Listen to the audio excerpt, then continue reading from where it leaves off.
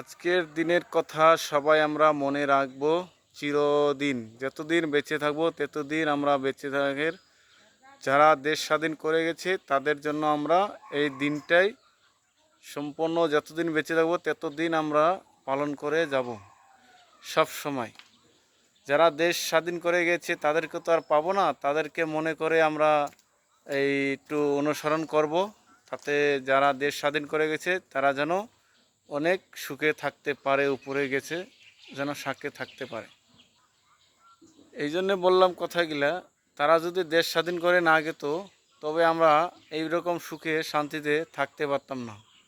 তে দেশ স্বাধীন করে যা গেছে তারা, তাদেরকে সব সময় স্যালুট জানাই, সব সময় তাদের জন্য ভালোবাসা থাকবে অন্তরে। আর প্রতি বছরে 15ই আগস্টে আসলে তাদের কথা মনে পড়বে সব সময়। এটা আমার চ্যালেঞ্জ রইল।